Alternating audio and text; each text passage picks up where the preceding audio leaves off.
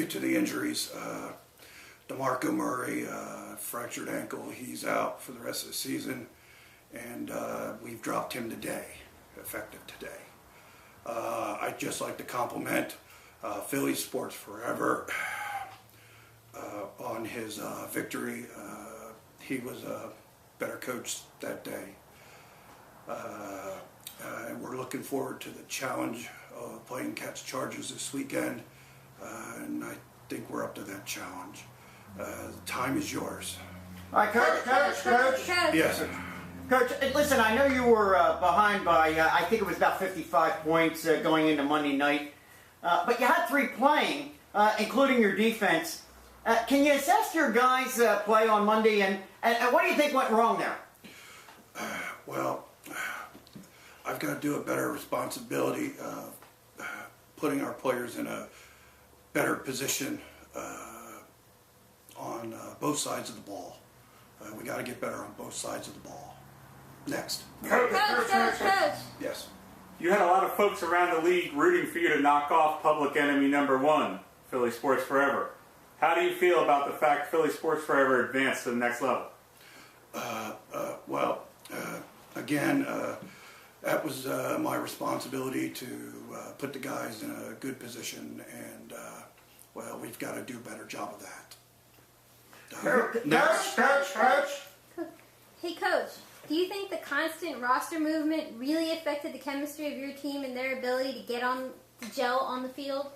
Well, I don't think we're really going to get into that here.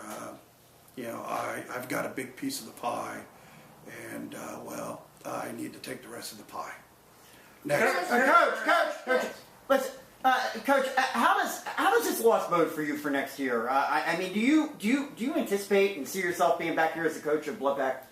Well, we got to do a better job each week. I understand this is the playoffs, and we lost, and we're now in the loser bracket. But I don't need to get into all that. So, with that, I'm going to end this press conference. The time is now mine.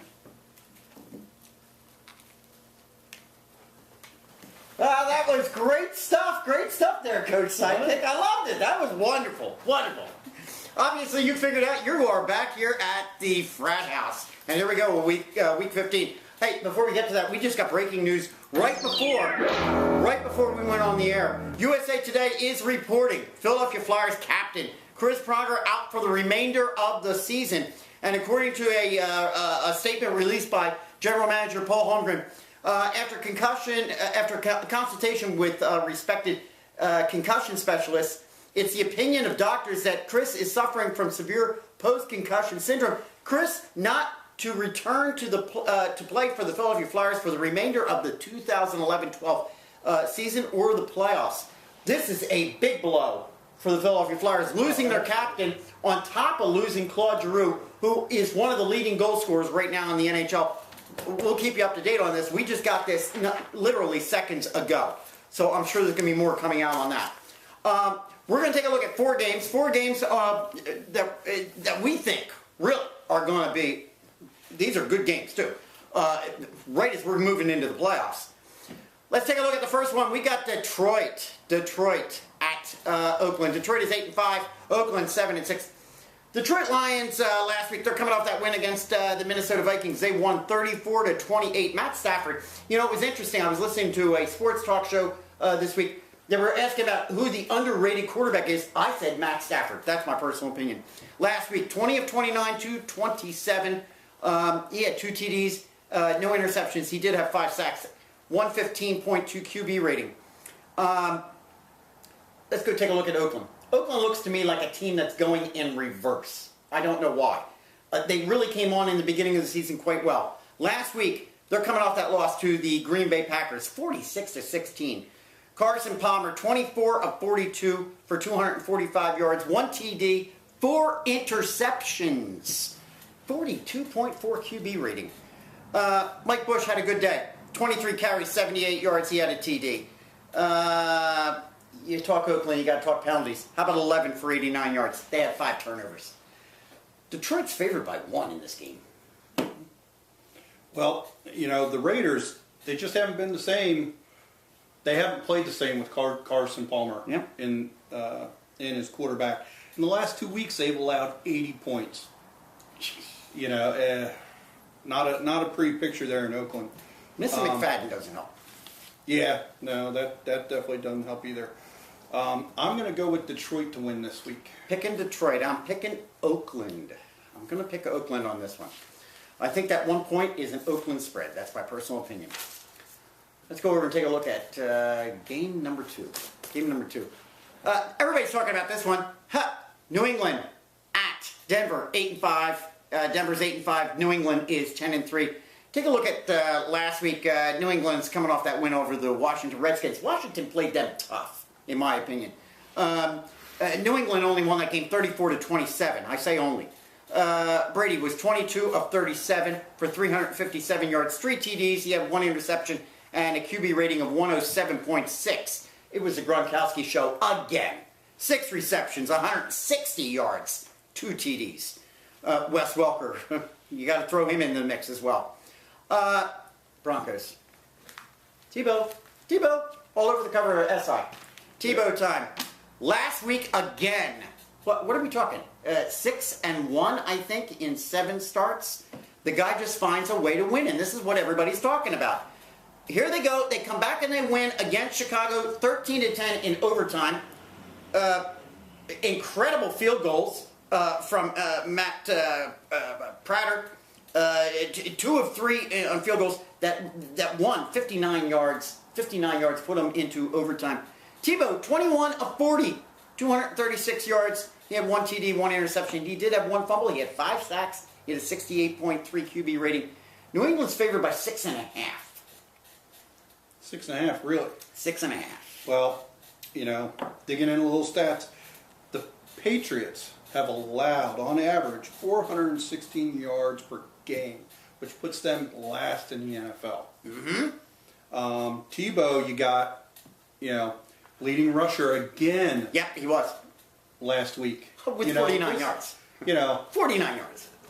This guy, I'm going with Denver on this, and this is what I really think is the key to the game. If the defense can keep within 1 or 2 touchdowns, the game, you know, Denver defense can keep the Patriots and not let them come out and, you know, outscore them. Right. I think Tebow's got a chance of pulling this off. I think the key to the game is going to be the New England defense. If the New England defense has been what we have seen from them in recent weeks, Denver has a shot, particularly in the fourth quarter, as we've been seeing. However, I think that New England's offense is way too strong against this particular offense that Denver's putting on the field. I got to go with New England on this game.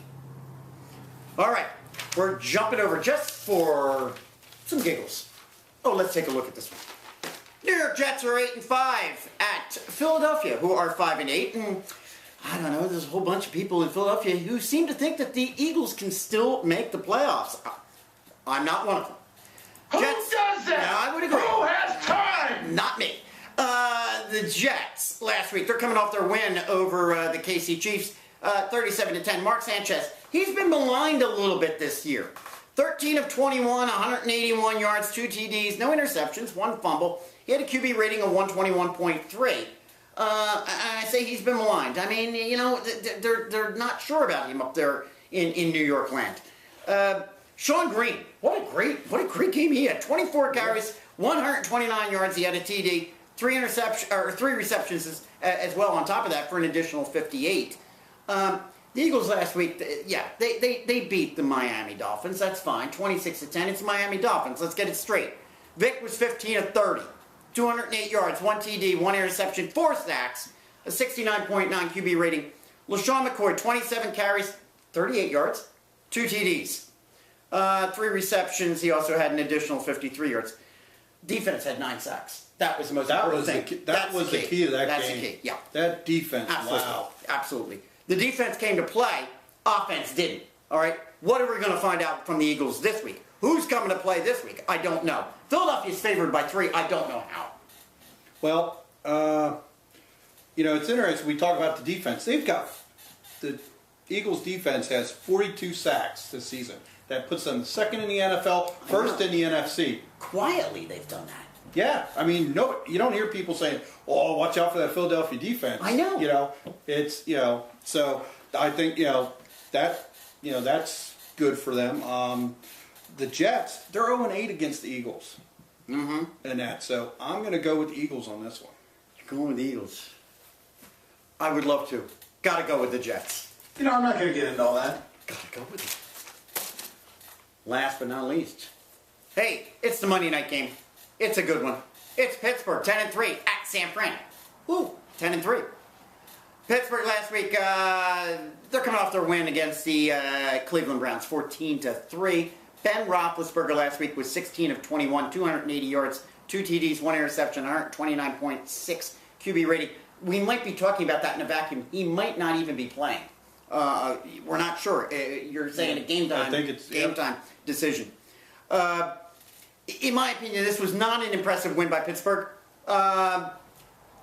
Penalties hurt them. They were 12 for 97 on penalties, 2 for 8 on third down conversions. San Francisco, on the other hand, I have been on record all year long. I am not an Alex Smith fan, and I still haven't bought into him. They had a loss last week to Arizona Cardinals, 21-19. Close game. Actually, a pretty interesting game to watch. Alex Smith last week, 18 of 37, 175 yards, no TDs, no interceptions, 5 sacks, 62.3 QB rating. It was the Frank Gore game, in my opinion. 10 carries, 72 yards, 1 TD. They mixed up the passing and the rush game quite nicely. However, the 49ers, in my opinion, were ineffective. I think this is a close one to call. San Fran is favored by 3. Now, the Steelers, they win this, they can clinch. But if you fantasy tip, guys, if you got Mendenhall, I wouldn't play him this week. Really? Against the 49ers defense, who haven't let in a running touchdown in a couple of weeks. My money's on don't put a running back against San Francisco. All right. Okay. I'm going to go with San Francisco on this. Going with San Francisco. With Big Ben not knowing what's going on and Mendenhall going to be shut down, I think San Francisco is going to be able to pull this one out. I'm going to take my chances on Pittsburgh this week, despite the fact we're not even sure how that's going to play out in the beginning. I'm going with Pittsburgh on it. All right, those are our 4 games that we're taking a look at for this week. We do have. Talk to me. We got a team going to the playoffs. Here we go. Yeah. We got a Philadelphia playoff team here. An undefeated Philadelphia-bound playoff team. The Philadelphia Passion of the LFL. They're also sitting at top number 1 on the LFL Power ranking. So, congratulations to them. I hope they bring us back a championship. Wish it were my Eagles, wish it were my Flyers, but I guess if it's the Passion, it's okay. I have beautiful hair. Yes, she does. Alrighty. Okay, well, guess what? That's our take for this week. We had a lot of stuff going on this week, and you want to make sure that you're checking in next week and check us out on Facebook, alright? Alright, we'll be back with you next Thursday night, just before Christmas. See you then.